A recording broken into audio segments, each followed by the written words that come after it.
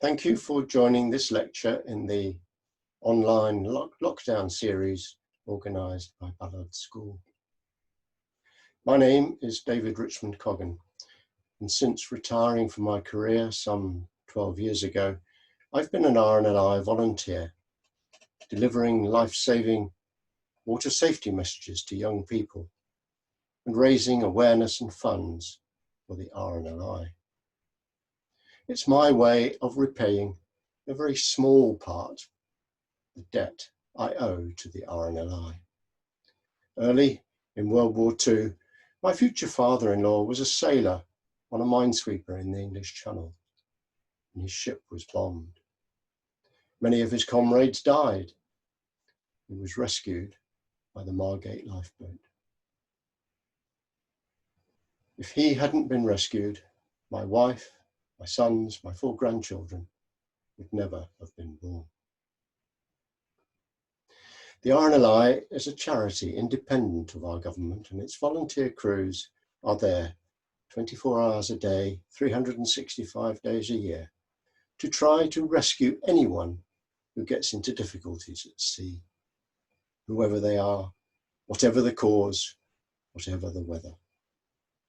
These volunteers will put their lives on the line to help complete strangers.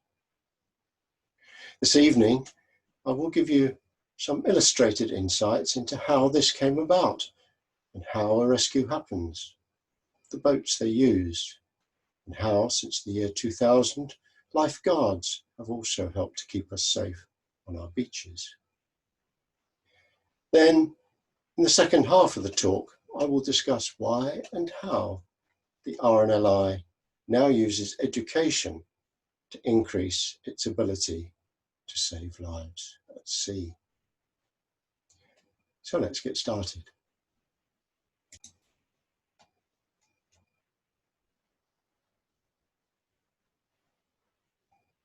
On a cold winter's night, with a storm at its height, a lifeboat answered the call.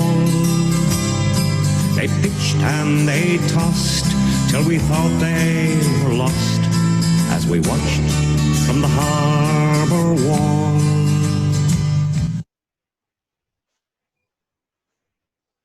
The RNLI has been saving lives for very nearly 200 years.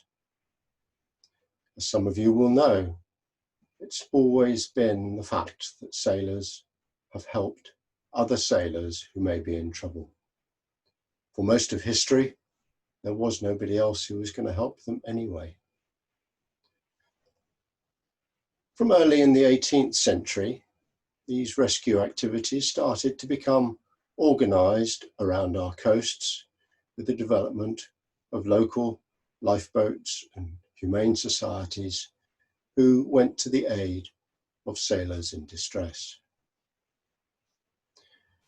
From 1824, when the RNLI was founded, this was put on an organised national basis.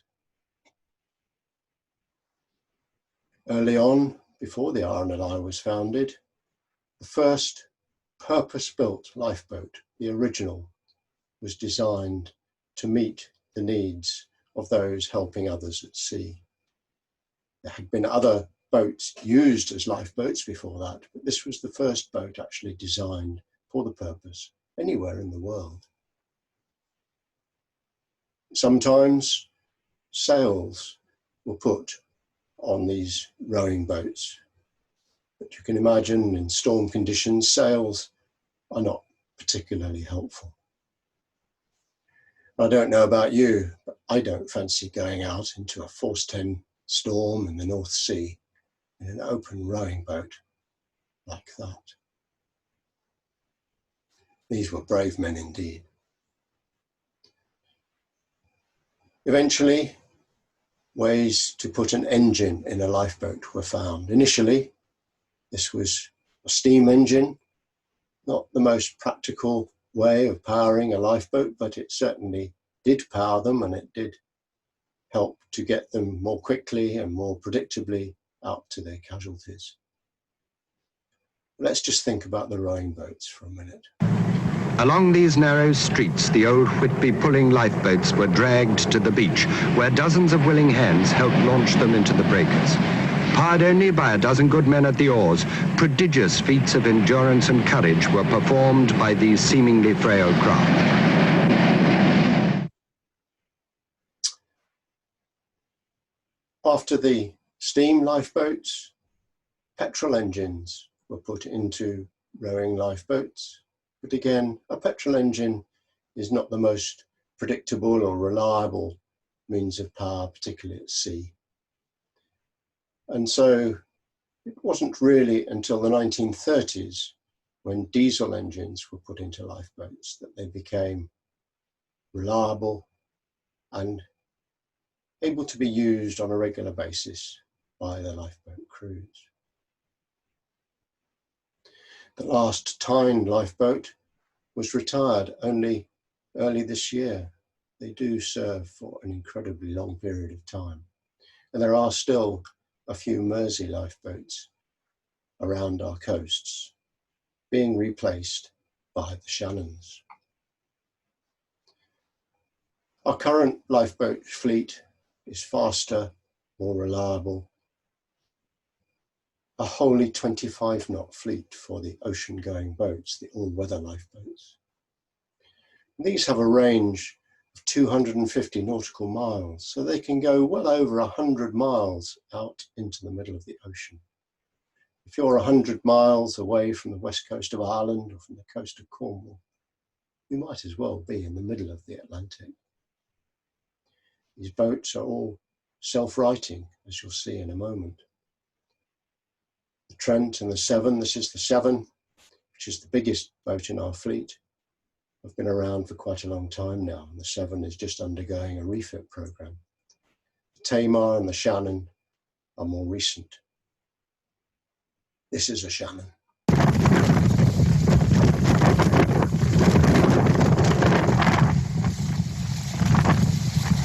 This is the Shannon from Hastings, which capsized, as you saw there, in Storm Ciara back in February last year. As you can see, it did self-right. That lifeboat was funded by part of one of the largest legacy gifts the RNLI has ever received. These two vintage Ferraris that you can see in the photograph here. Not only did the sale of those two cars pay for a new lifeboat for Hastings, but it will also fund a new lifeboat station for Pwllheli in Wales. Legacies are a very important way for the RNLI to be able to fund, particularly these very expensive lifeboats and lifeboat stations that we need. As well as those all-weather lifeboats, the ocean-going lifeboats, we have a fleet of inshore lifeboats, much more capable close into shore around the rocks, caves, and beaches of our coast. The Atlantic 85 and 75 are fast, very reliable, twin-engined lifeboats, able to get to help casualties as quickly as possible. The workhorse of our fleet is the smaller D-class, an inflatable which can go in very, very shallow water, close up to rocks, although of course the crews do have to be very careful not to damage it. Since early in the 2000s, we have had lifeboats also on the River Thames. The government asked us to put lifeboats on the Thames following the Marchioness disaster, when a pleasure cruiser was sunk in a collision. Many people lost their lives. So since about 2002, we've had lifeboats on the Thames, at Gravesend, by Waterloo Bridge in London, Tower Lifeboat Station, at Chiswick and at Teddington. Chiswick and Tower operate these E-class lifeboats you can see in the picture there. They're the fastest boats in the whole fleet. They can do 45 knots down the River Thames with their blue lights flashing and their sirens going. They and the Shannon that we just saw are powered by water jets rather than by propellers, because the waters they operate in are quite likely to have a lot of debris in it. Debris and ropes and fishing nets and other things can foul propellers very easily. Water jets are much safer, much more easily cleared, and give the boats much greater maneuverability. There are some places around our coast where there isn't enough water much of the time for lifeboats, but the ground is much too soft to be able to take a vehicle of any sort. So in those places, we use hovercraft, a very flexible and useful tool for those kinds of situations. So let's think about how a rescue gets started. Well, an emergency call will go through to the Coast Guard, whether that's a radio call, a mayday from a ship or a boat at sea, whether it's a 999 call from somebody who sees an accident happen.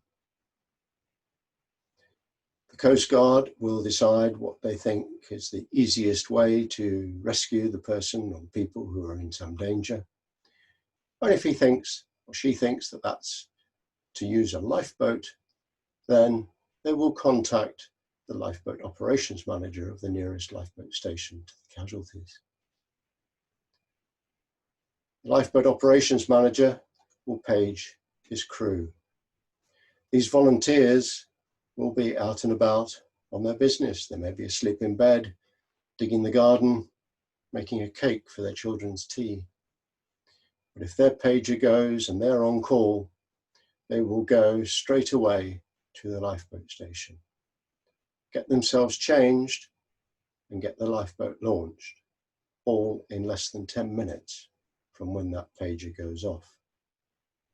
As you can imagine, that requires some pretty quick change of clothing.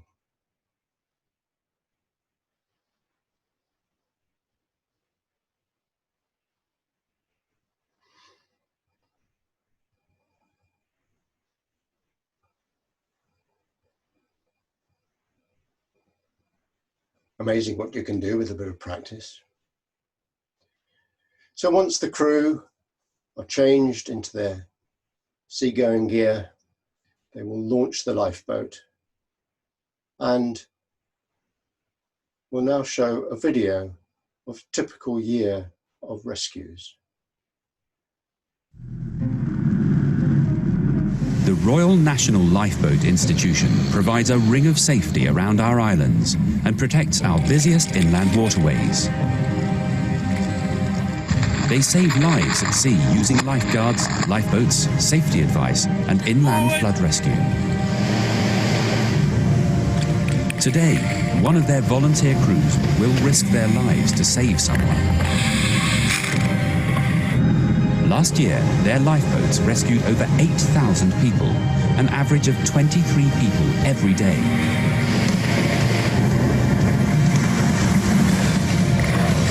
Throughout the summer, their lifeguards helped a further 21,000. The RNLI is a charity independent from government and funded almost entirely by public donations. Yet the crews are the best in the world.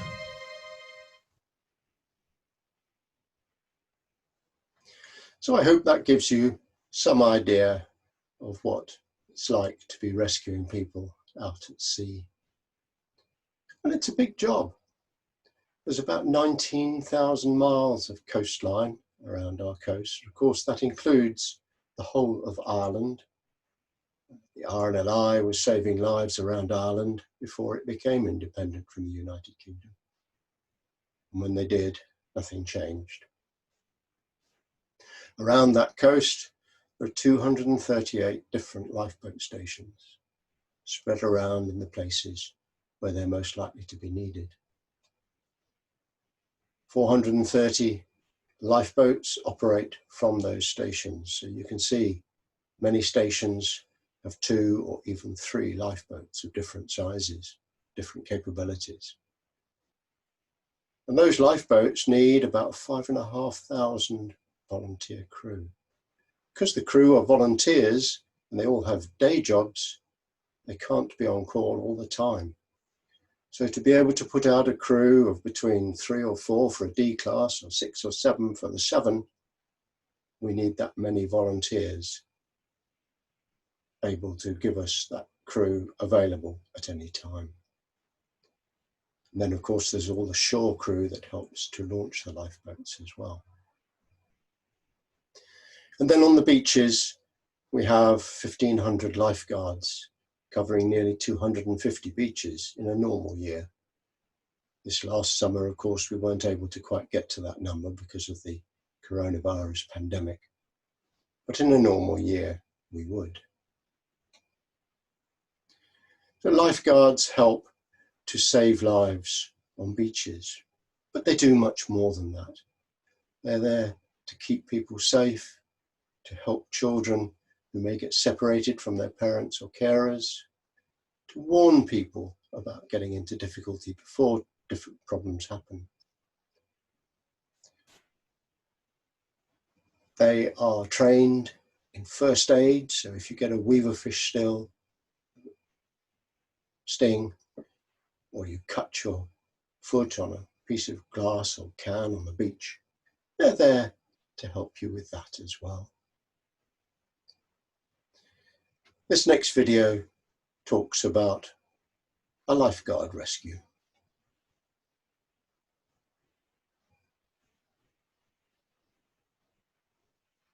I was working on crooklets, and at all stages of the tide of crooklets is pretty dangerous. There's a lot of nasty rips going through channels and pits and along the rock formations. But the stage of tide we were at is on the left-hand side, rips flowing out along the rock formations on the left. And a boy was seen kind of floating towards that way. He's just on his board, not really swimming, just floating out that way. So my colleague Andy went over to try and wave him back towards the flags, or to wave him in so he could explain about the flags and then send him back into the flags. But at this point, the boy took off his leash and threw away his bodyboard to try and swim in, which is like a go sign for us. So I just quickly whipped off my top, grabbed the board, grabbed the camera, and went out after him. Yeah, I'm coming, buddy. I'm coming, mate. I'm coming, buddy. You on, grab on. Relax, mate. You're in. When you go out to all rescues, you're kind of in the that kind of frame of mind. You know, this person's actually in serious danger. You need to go. But when someone does start shouting for help, you really do pick up the pace. There's a bit of an adrenaline kick, and you work much faster than you probably usually would. Spin round. I'll come. No. Lie face down like a bodyboard.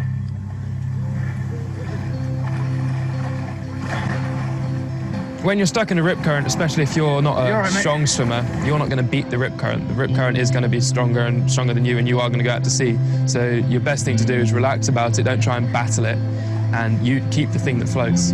The rips come to an end. They come to a point where they're not going out to sea anymore. Whereas if you've been on your bodyboard and you've been relaxed, by the time you reach that point, you'll be able to work your way in back yourself if you're on an unlifeguarded beach. If you're on a lifeguarded beach, we'll have got you by that point. I think it's quite a good way of saying, you know, we are here for a reason, and you know, if we're telling you to do something, it actually is for your safety. We're not just doing it because we want to.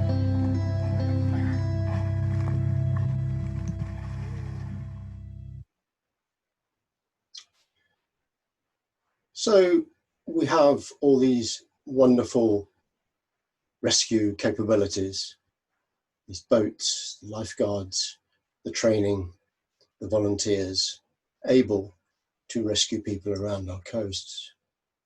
So why do we need education? Too many people still drown around our coasts every year. Far more than die in fires in their homes, in cycling, or at work. Only pedestrians die more often than people drown around our coasts. In years gone by, most of our call-outs would have been to commercial boats, probably fishing boats mostly. But now about 85% of our call-outs are to pleasure craft. So we really do need to try to encourage people to take more care of themselves, people who don't necessarily have a history and a lot of knowledge about the seaside or the sea where they are going. So what do we mean? What is the education that we do? Well, we have education volunteers like myself who visit schools. Even in these strange pandemic times, I still give schools talks over the internet, either to schools if they're there, or even helping with homeschooling if they're not in school. So we visit a school and we give assembly talks, we give year group talks, we take classes, whatever it is the school thinks they need, we can help them to encourage the young children to learn, to grow up, perhaps a little bit more careful, a little bit more aware of the dangers around our coasts than maybe some of their elders have been. We also run swim safe courses at various beaches. Great way for youngsters to learn how to swim safely in a great fun environment.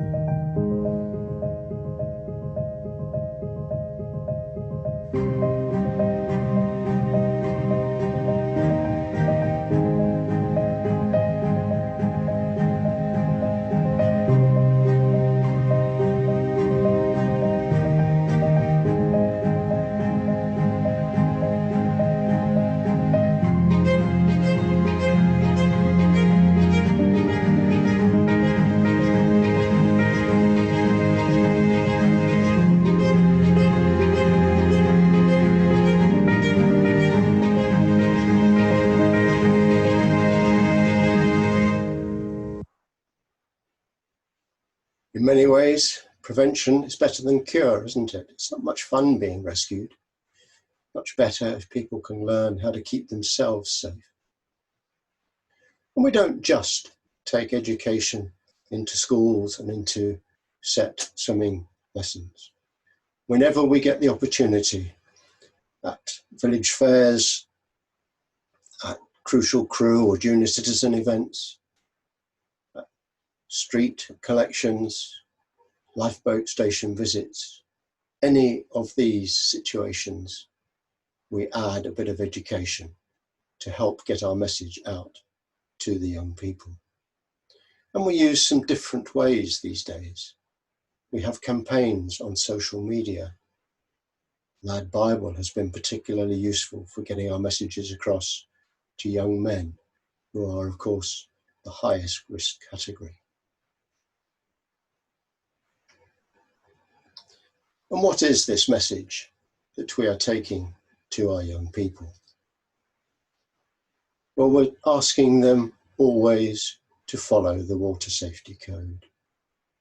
The RNLI has come together with the Royal Lifesaving Society, Swim England, ROSPA and others to develop a single code which can be shown to young people, increasing our ability to get through and reducing the confusion that there was from a variety of different messages that were being given.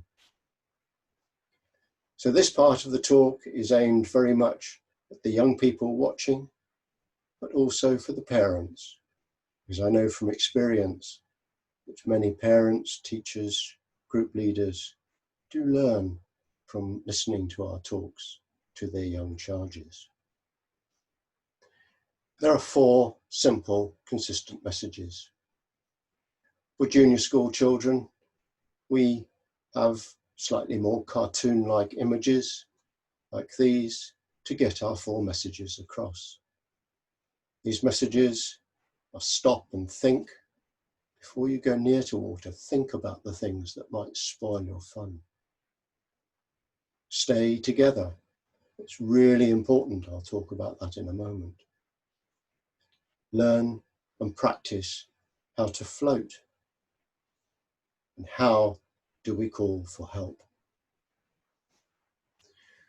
For senior school children, we have messaging which is perhaps a bit more sympathetic to their age group, but the same for very simple messages.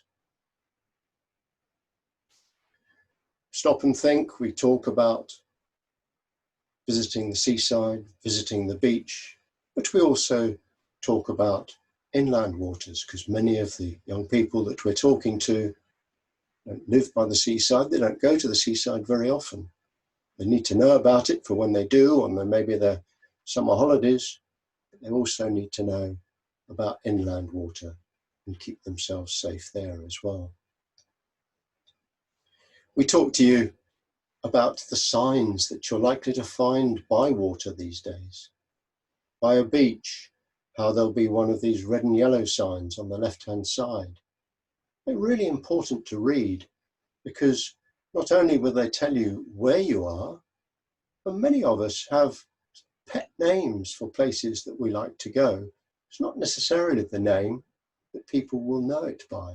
So it tells you the name that someone else will recognize if we do need to call for help. These signs will give you warnings about things at the place where we are which could cause you problems, these yellow triangles. They're not telling you things you mustn't do, they're just giving you warnings of things that might spoil your fun. There will be some things that we really don't want you to do, and those will be the red circles. Red circle with a line through always means don't do this. So if it says don't swim, don't jump, don't surf, it really means those things. And please follow the signs. At a beach with lifeguards, it will also tell you about the flags, which we'll come to in a moment. By harbours and rivers, there'll be very similar signs like the one on the right-hand side, blue and white signs, much the same information. So they're really important, and every sign is different because every place is different. So it's really important that we read these signs when we go to these places. So how do lifeguards help us? Well, I've already told you that they're there to help children enjoy themselves. If they get separated from their parents or carers, they will find them and put them back together again. They can give first aid or major casualty care if that's needed. And as we heard in the short video, they're trained to spot problems before they really happen, so that they can try to stop them occurring, or at least be very, very quick to react once somebody does get into some sort of difficulties. They have specialist life-saving equipment. They have the big board, which we saw the lifeguard using.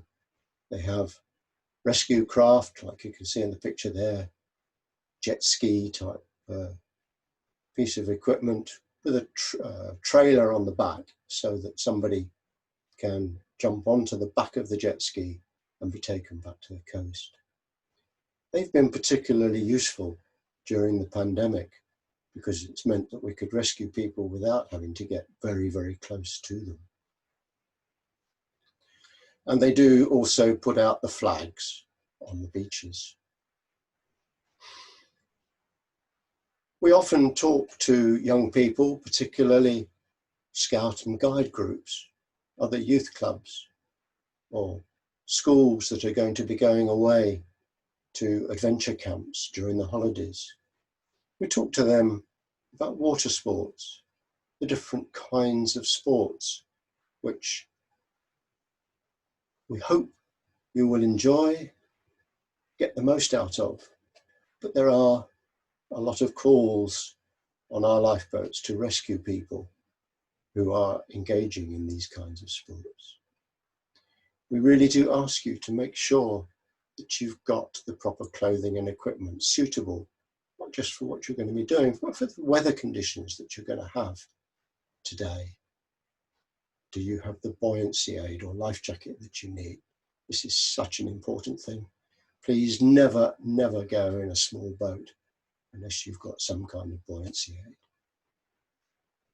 Also, don't go out and don't even go near to the coast unless you've got a means of calling for help. Make sure it's fully charged as well. Does somebody know where you are and when you'll be back, so that if you don't get back at the time you're expected, they can start to raise the alarm? And do you have the appropriate experience for what you're going to be engaging in during today? There's lots more help on the RNLI website about all the individual water sports. Coastal walking is another thing that we do talk to children about. We'd like to talk to adults about it too, because so many accidents happen when people are walking or running near to water.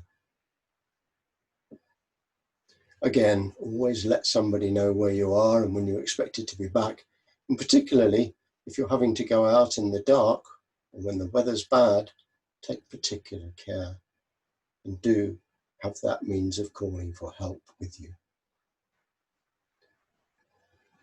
Cliff falls are a major problem all around our coasts, even locally here. This is Hengistbury Head. There was a recent cliff fall just at the end of last year. The whole beach was closed. And people do tend to go much too close to the edge of cliffs. This was a photograph published in the newspaper last month. Somebody taking pictures of two children right on the edge of an overhanging cliff. They got away with it, but some people don't.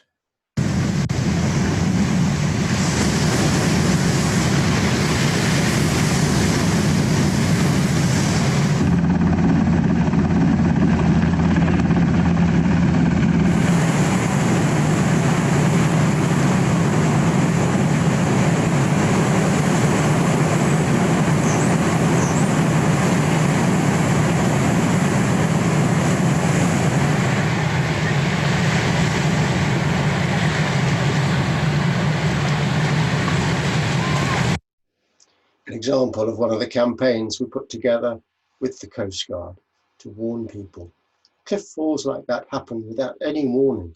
If you're near the edge of that cliff, then you're going to be in serious trouble. Tidal cutoff is another area which causes many of our lifeboat call-outs. Tides are predictable, but they're not the same every day.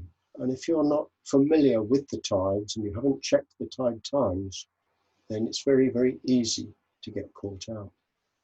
Around our coasts, we have some of the biggest tidal ranges in the world.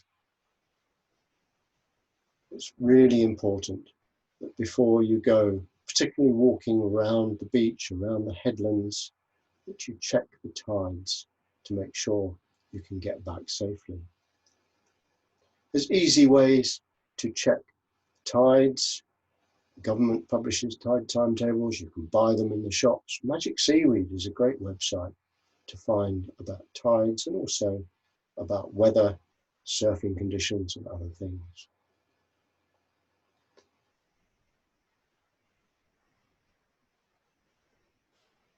And when you're on the beach, enjoying the sunshine, the lifeguards will have put the flags out. These flags are there to help us. And if you're just looking to be swimming or playing soft games, things that won't hurt swimmers with a ball or with a bodyboard, then head between the red and yellow flags. It's very easy to remember. They're the same colours as the lifeguard. So that's the area for swimming. We don't see many of them on our beaches, but in many places you'll see the black and white checkered flags. That's the area where surfers, canoers, rowing boats, hard, faster boats can go, not motorboats, those things which would certainly hurt a swimmer if they hit them. So if you're going swimming, do keep away from any black and white flags you see. And if you're going surfing, then please don't go surfing, kite surfing, windsurfing between the red and yellow flags near to the beach. If you do see one of these orange windsocks, then please do not put inflatables in the water. We'd much rather you didn't put inflatables in the water at all. They're so easy and so light to get blown away from the coast. And an inflatable getting blown away by a strong offshore wind is traveling very nearly as fast as a lifeboat. So it's very difficult for us to catch up with them and rescue you. So please keep them on the beach or keep them tied to somebody who is on the beach.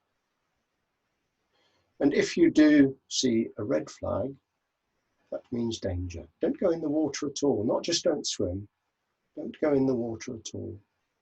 Because the lifeguards know that there's something dangerous there, something that would really spoil your fun. We don't know what it is, but it doesn't matter. The lifeguards know and they're telling us not to go in. Our second message is about staying with other people. Always go with adults or friends, parents, carers, and as we get older, with groups of friends. And stay with them. Stay where they can see us and we can see them. About half the people that we rescue every year never expected to get wet at all.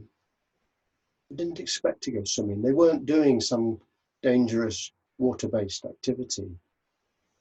They were walking, jogging, taking the dog near to water. Something went wrong, an accident happened, they slipped and tripped and ended up in the water. If there's nobody with you, nobody knows you're in trouble, nobody's going to call for help. So please, always do have people with you when you're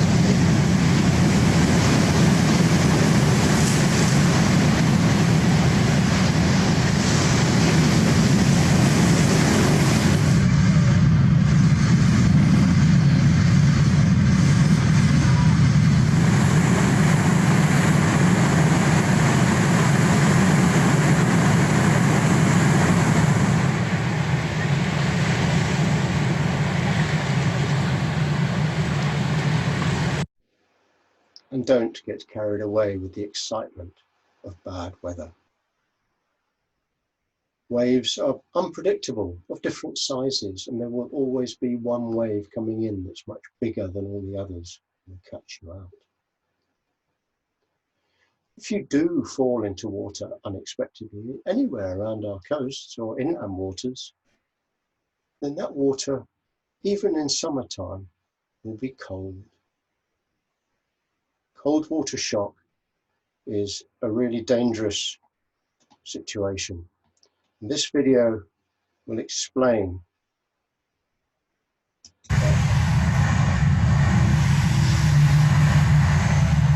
The average water temperature around the British Isles is about 12 degrees, but cold shock can start anywhere below 15 degrees Celsius.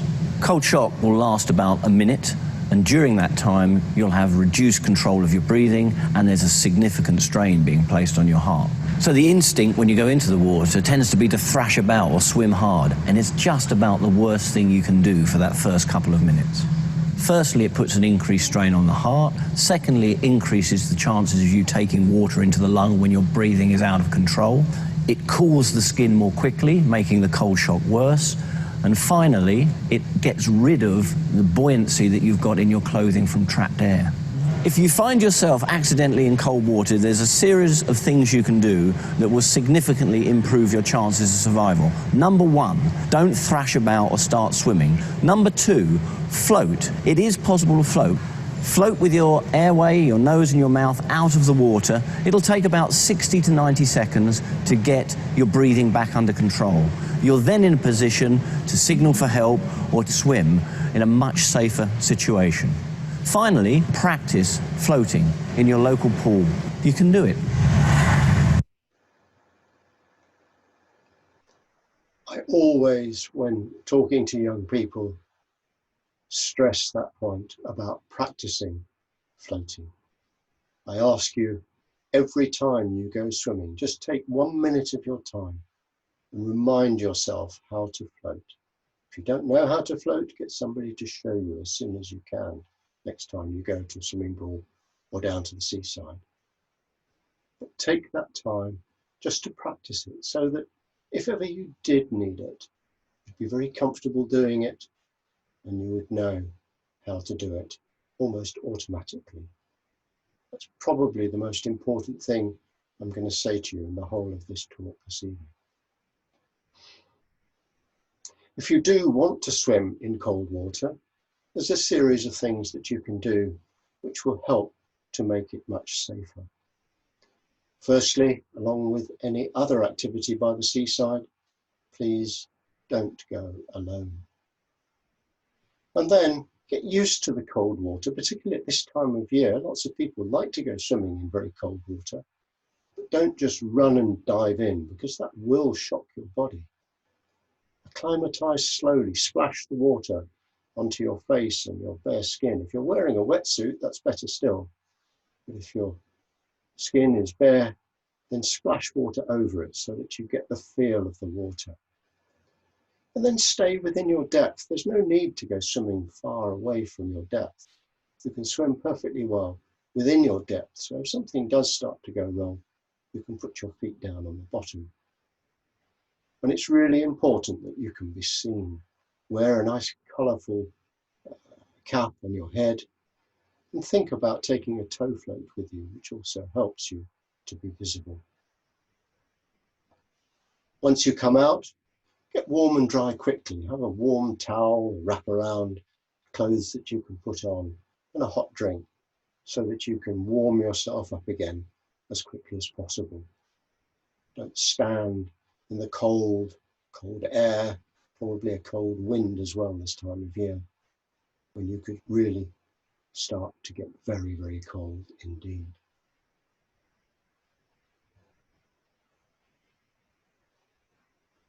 The last one of our messages is around what to do if you need help or you see somebody who needs help.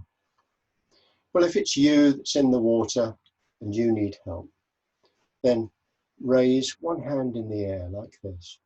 It looks really odd from the coast. People will notice it, people do, and they will know that you're in trouble and you want help.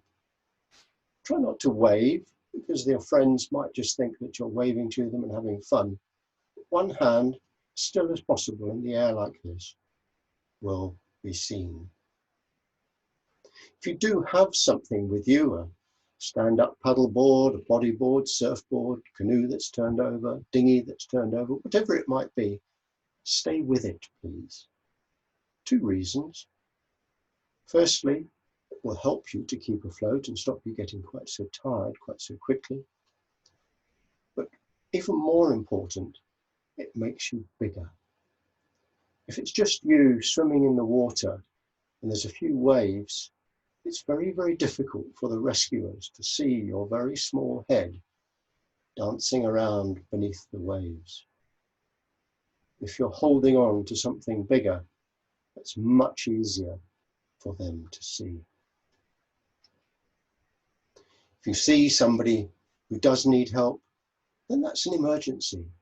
We'd much rather that you made the call, even if you weren't 100% sure that they were in real danger, rather than you left it until it was too late. You can call the normal emergency numbers, 999 or 112. They both work exactly the same way in this country. 112 works anywhere in Europe. 999 only works in this country. And when you get through to the operator, ask for the Coast Guard. If you can't remember, it doesn't matter, because the operator will know where to put you through, but it might just save a moment or two. And then you can tell the Coast Guard where you are and what the problem is. Once you've made that call, and that's the first thing you should do, look around and see if there's anything you can use to help the person that's in the water, particularly if they're still quite close to the shore, the bank, or the riverside where you might be. If you can see something that will help them, then throw it into them. Please don't go in the water to help them yourself. It's very difficult and dangerous to try to rescue somebody in the water if you're not trained to do it. We have to rescue a lot of people who went in the water to help somebody else and got into difficulties themselves. Once you've done that, even then, your job isn't finished. Stay with the person. If they can hear you, talk to them, tell them that you called for help. That will make them feel better, make them feel safer because they know that help is coming. But whatever the situation, keep watch on where they are, because by the time the lifeboat or help arrives, they will probably have moved from where you first saw them. And if you're there to be able to point out to the lifeboat where they are now, then that will save them trouble trying to search, particularly if it's just somebody in the water without anything to make them bigger. So what do we achieve? In rescue, these are typical numbers. They're much the same year to year of the numbers of people that we rescue. Each year we save very nearly 400 lives. That's a lot of people who would drown if there were not lifeboats and lifeguards there to help them. And most years we have to give serious casualty care, time-critical care, to more than 500 or 600 people each year. It's a lot of people with threatening injuries, life-changing injuries, that with the right care can be made less serious. A lot of times we launch, many of those times into darkness, most of those times probably into bad weather. But we're there to do those things and to help people who are in trouble at sea. Prevention and education does achieve a lot.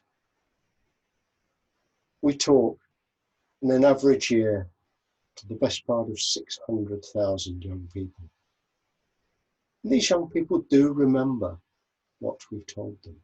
We know this from listening and surveys of what happens. Lots of children do go on life station visits or down to the swim safe sessions, things like that, meet the lifeguards. And we do know from surveys and from people who told us that our campaigns do save lives. The Float to Live campaign did save 11 lives in 2018. It is worth doing. So just before I finish, 2 last thoughts, if I may.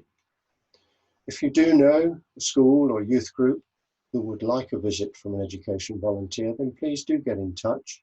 If it's locally here, Ballard School has got my details, or you can just contact the youth education people at the RNLI website, and they will arrange a visit. At the present time, it will be a virtual visit. I'm doing a lot of virtual visits to schools, to scout groups, guide groups, and the like through this period. Once the situation improves, we'll be able to visit you again in schools. And then lastly, would you support the RNLI and what it does? Not necessarily looking for money, much more value really, is we're looking for time. There are a number of local branches who raise money, put on events, raise awareness. Again, on the website, you can find my nearest fundraising branch. They will put you in touch. And if you do know a club or a group of adults who would like a talk, then I do give talks to adult groups as well. So please do get in touch. So thank you very much.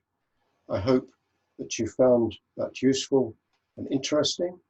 This is the memorial outside our college in Poole for lifeboat crew who have lost their lives over the last 200 years. Very nearly 800 of them. And one woman killed trying to help launch a lifeboat way back in the early days of those rowing lifeboats.